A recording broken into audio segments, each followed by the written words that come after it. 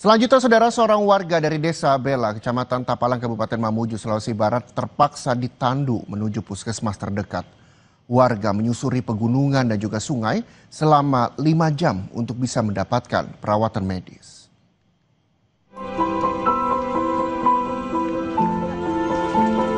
Beginilah perjuangan warga Desa Bela, Kecamatan Tapalang, Mamuju, Sulawesi Barat. Mereka harus menempuh jarak yang jauh dan terjal untuk membawa seorang warga yang sakit.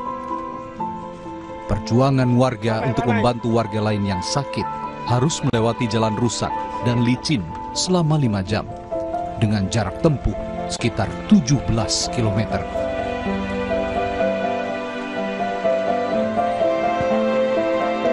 Tidak hanya melewati jalan yang terjal, mereka juga harus menyeberangi sungai besar karena tak ada jembatan di wilayah itu.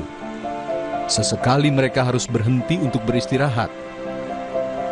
Setelah rehat sejenak, mereka kembali melanjutkan perjalanan dengan membawa tandu secara bergantian. Berpacu dengan waktu karena kondisi cuaca yang bisa berubah setiap waktu.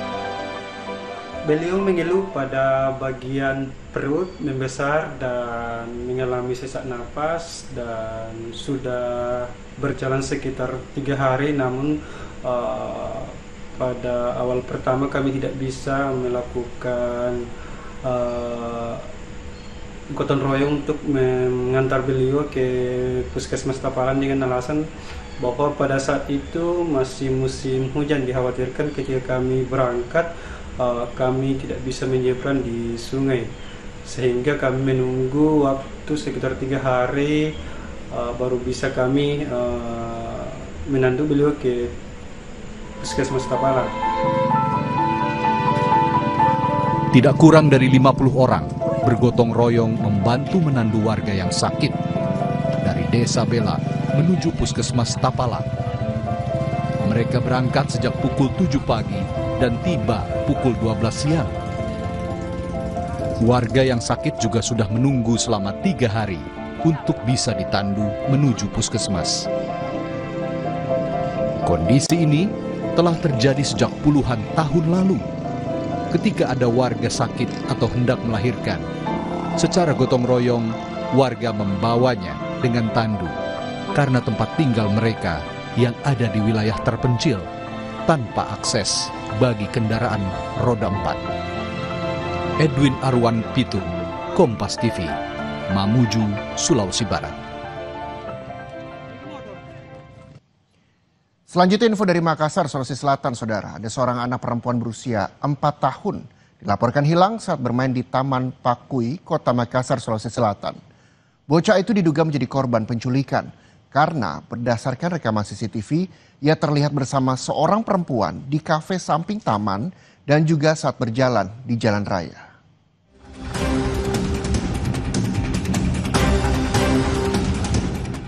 Anak perempuan berusia 4 tahun itu bernama Bilkis.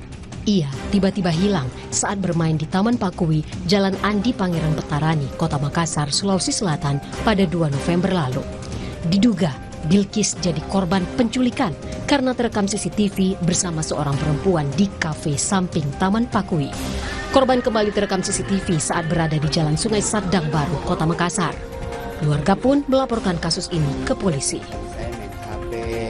Terus dia bilang, "Papa, saya mau main di sebelah." Ya, nah, kan biasa saya bawa, Pak, memang. Cuman dia bilang, "Papa, saya mau minum." Minum lagi, masuk keluar lagi taman, begitu. Tapi saya selalu pantau dari depan. Kan kita menyamping begini duduknya, jadi kita fokus dia. Sebelum saya main, ceritanya jadi, "Papa, saya panggil Bilkis. Papa, main pasir dia. Bilkis, ya pas game ketiga saya main, saya balik.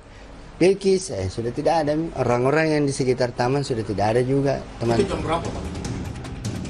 Keberadaan Bilkis hingga kini belum ditemukan. Polisi yang menerima laporan orang tua korban masih menyelidiki dan meminta keterangan orang tua maupun saksi, termasuk mempelajari rekaman CCTV. Arif Tirtana, Kompas TV, Makassar, Sulawesi Selatan. Kita lihat berita lain, saudara. Sejumlah petani pisang di Samarinda, Kalimantan Timur terancam gagal panen lantaran lahan mereka terendam lumpur yang terbawa banjir. Pihak kelurahan setempat pun tengah menelusuri asal lumpur ini. Lewat mana kita? Lewat jalan di sana. Pohon-pohon pisang terlihat menguning, bahkan sebagian di antaranya mati setelah lahan milik warga terendam banjir. Warga menduga kerusakan terjadi karena lumpur yang terbawa dan merendam lahan di Jalan Poros Samarinda Bontang, kilometer 23, Kelurahan Tanah Merah ini. Akibatnya, tanaman yang berada di lahan tersebut sebagian mati dan juga terancam gagal panen. Selain pisang, di lahan itu juga ditanami pohon jati dan gaharu. Kurang lebih yang kita tanam pisang, dulunya ada kates juga, ini setengah hektaran. Ada setengah hektar. Ya, setengah hektaran. Terus kalau yang sebelah ini, pohon jati ini ya kurang lebih aja sih, setengah hektar juga. Karena sama kurang lebih 40 kali 50 ya kan. Sebelahnya pohon gaharu juga begitu. Banyak yang mati, sudah banyak yang hilang ini. Tadinya ini penuh ini, pohon pisang ini.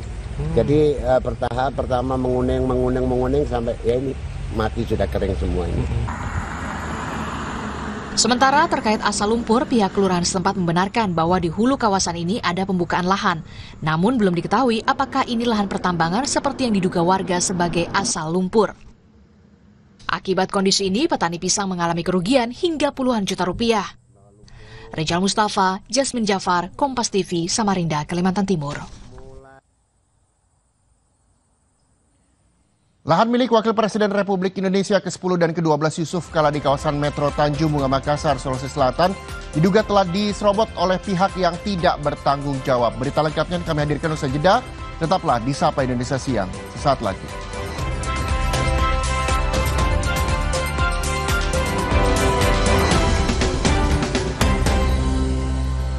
Kelebihan nggak baik, kekurangan juga nggak baik. Lebih baik cukup.